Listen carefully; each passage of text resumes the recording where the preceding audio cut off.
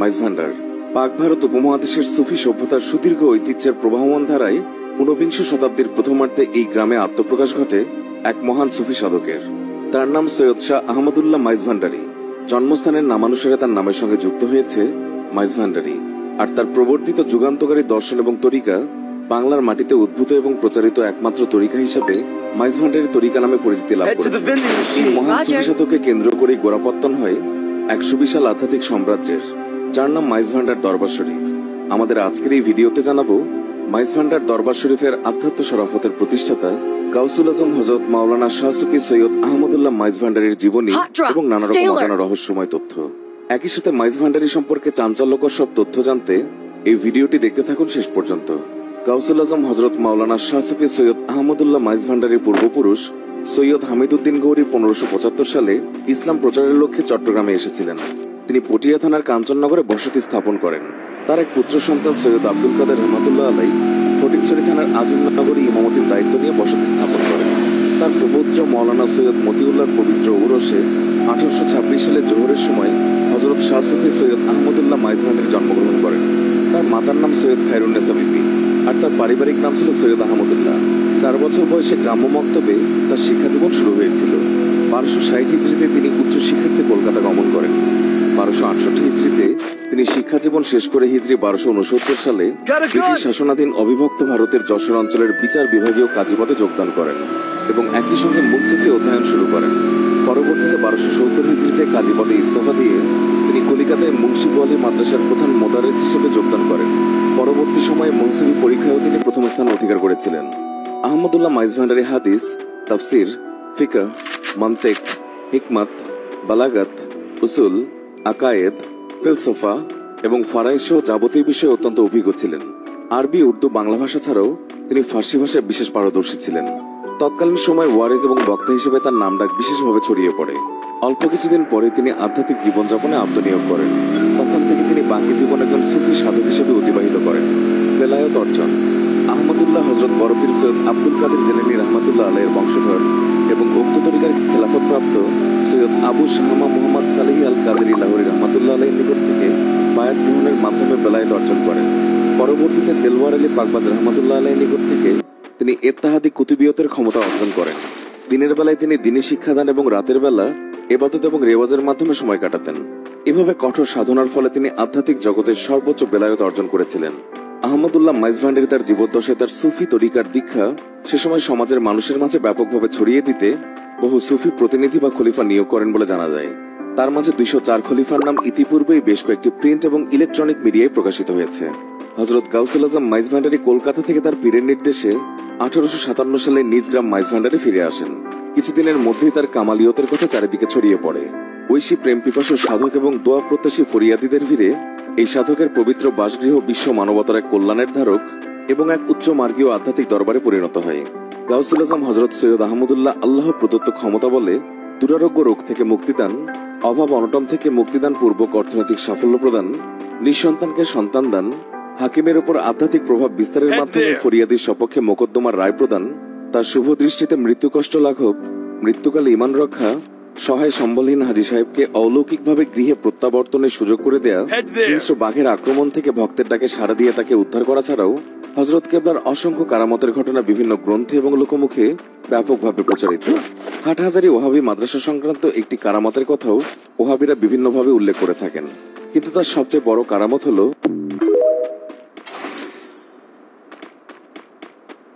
মাইজ ভান্ডার।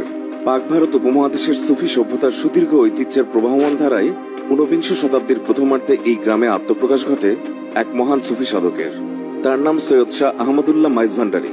জন্মস্থানের নামানুসারে তার নামের সঙ্গে যুক্ত হয়েছে মাইজ ভান্ডারী।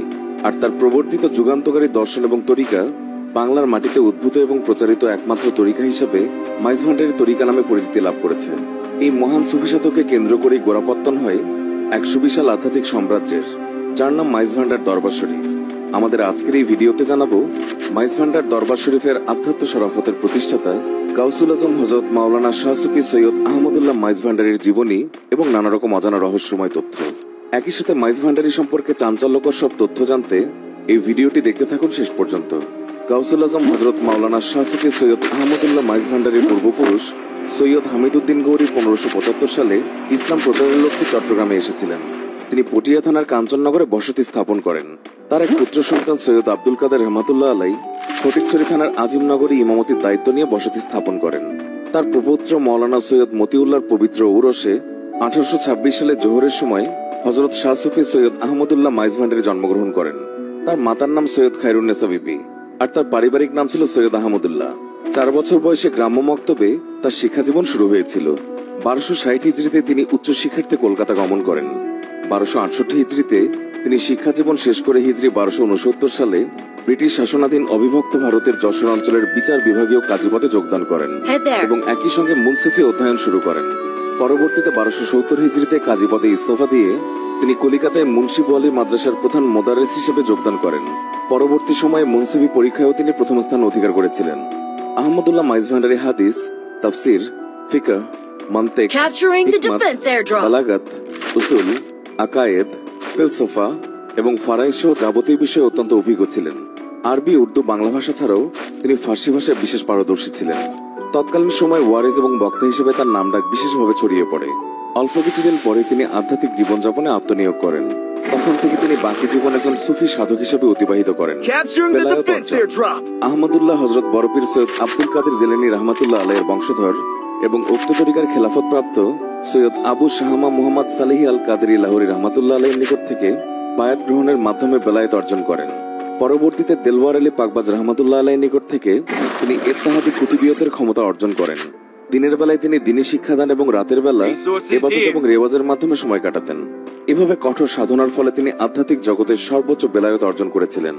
আহমদুল্লাহ মাইজ ভান্ডারী তার জীবদ্দশায় তার সুফি তরিকার দীক্ষা সে সময় সমাজের মানুষের মাঝে ব্যাপকভাবে ছড়িয়ে দিতে বহু সুফি প্রতিনিধি বা খলিফা নিয়োগ করেন বলে জানা যায়। তার মাঝে 204 খলিফার নাম ইতিপূর্বেই বেশ কয়েকটি প্রিন্ট এবং ইলেকট্রনিক মিডিয়ায় প্রকাশিত হয়েছে। হযরত গাউসুল আজম মাইজ ভান্ডারী কলকাতা থেকে তার পীরের নির্দেশে 1857 সালে নিজ গ্রাম মাইজ ভান্ডারে ফিরে আসেন। কিছুদিনের মধ্যেই তার কামালিয়তের কথা চারিদিকে ছড়িয়ে পড়ে। ঐশী প্রেম পিপাসু সাধক এবং দোয়া প্রত্যাশী ফরিয়াদীদের ভিড়ে এই সাধকের পবিত্র বাসগৃহ বিশ্ব মানবতার এক কল্যাণের ধারক এবং এক উচ্চ মার্গীয় আধ্যাত্মিক দরবারে পরিণত হয়। গাউসুল আজম হযরত সৈয়দ আহমদুল্লাহ আল্লাহ প্রদত্ত ক্ষমতা বলে দুরারোগ্য রোগ থেকে মুক্তিদান, অভাব অনটন থেকে মুক্তিদান পূর্বক অর্থনৈতিক সাফল্য প্রদান, নিঃসন্তানকে সন্তান দান, হাকিমের উপর আধ্যাত্মিক প্রভাব বিস্তারের মাধ্যমে ফরিয়াদির সপক্ষে মোকদ্দমার রায় প্রদান, তার শুভ দৃষ্টিতে মৃত্যু কষ্ট লাঘব, মৃত্যুকালে ঈমান রক্ষা, সহায় সম্বলহীন হাজী সাহেবকে অলৌকিকভাবে গৃহে প্রত্যাবর্তনের সুযোগ করে দেয়া, হিংস্র বাঘের আক্রমণ থেকে ভক্তের ডাকে সাড়া দিয়ে তাকে উদ্ধার করা ছাড়াও হযরত কেবলার অসংখ্য কারামতের ঘটনা বিভিন্ন গ্রন্থে এবং লোকমুখে ব্যাপকভাবে প্রচারিত। হাটহাজারী ওহাবী মাদ্রাসা সংক্রান্ত একটি কারামতের কথাও ওহাবীরা বিভিন্নভাবে উল্লেখ করে থাকেন, কিন্তু তার সবচেয়ে বড় কারামত হল মাইজ ভান্ডার। পাক ভারত উপমহাদেশের সুফি সভ্যতার সুদীর্ঘ ঐতিহ্যের প্রবাহমান ধারায় 19বিংশ শতাব্দীর প্রথমার্ধে এই গ্রামে আত্মপ্রকাশ ঘটে এক মহান সুফি সাধকের। তার নাম সৈয়দ শাহ আহমদুল্লাহ মাইজ ভান্ডারী। জন্মস্থানের নামানুসারে তার নামের সঙ্গে যুক্ত হয়েছে মাইজ ভান্ডারী, আর তার প্রবর্তিত যুগান্তকারী দর্শন এবং তরিকা বাংলার মাটিতে উদ্ভূত এবং প্রচারিত একমাত্র তরিকা হিসেবে মাইজ ভান্ডারী তরিকা নামে পরিচিতি লাভ করেছে। এই মহান সুফি সাধককে কেন্দ্র করে গোড়াপত্তন হয় এক সুবিশাল আধ্যাত্মিক সাম্রাজ্যের, যার নাম মাইজ ভান্ডার দরবার শরীফ। আমাদের আজকের এই ভিডিওতে জানাবো মাইজ ভান্ডার দরবার শরীফের আধ্যাত্ম শরাফতের প্রতিষ্ঠাতা গাউসুল আজম হযরত মাওলানা শাহ সুফি সৈয়দ আহমদুল্লাহ মাইজ ভান্ডারীর জীবনী এবং নানা রকম অজানা রহস্যময় তথ্য। একই সাথে মাইজ ভান্ডারী সম্পর্কে চাঞ্চল্যকর সব তথ্য জানতে এই ভিডিওটি দেখতে থাকুন শেষ পর্যন্ত। গাউসুল আজম Hazrat Maulana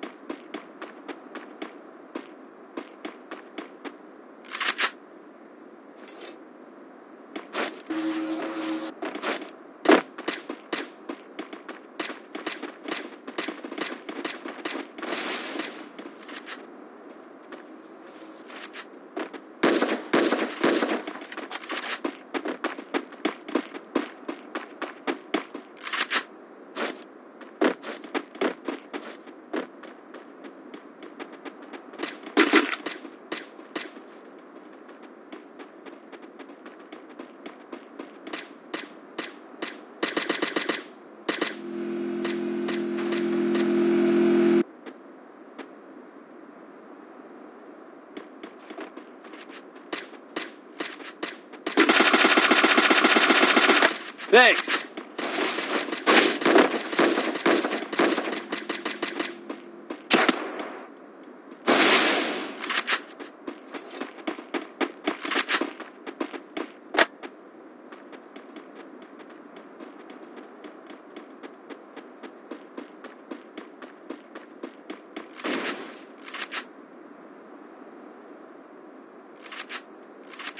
Resources here. Thanks.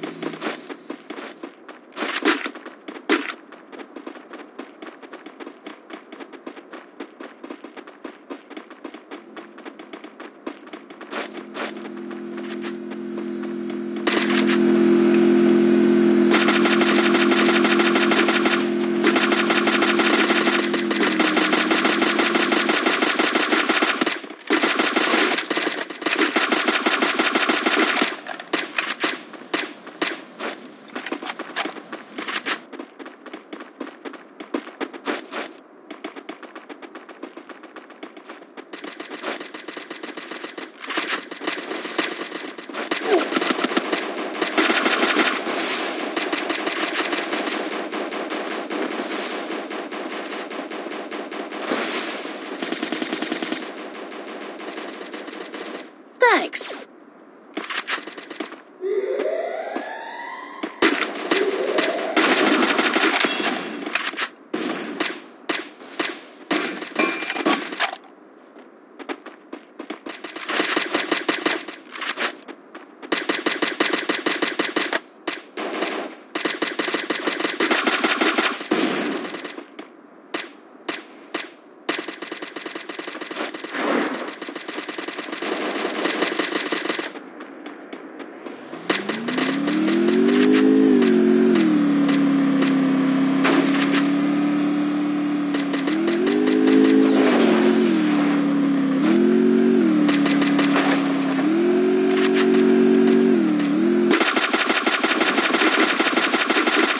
Enemy spotted.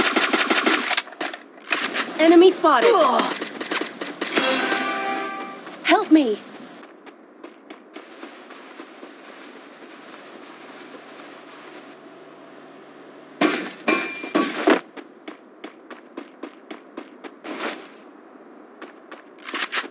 Thanks.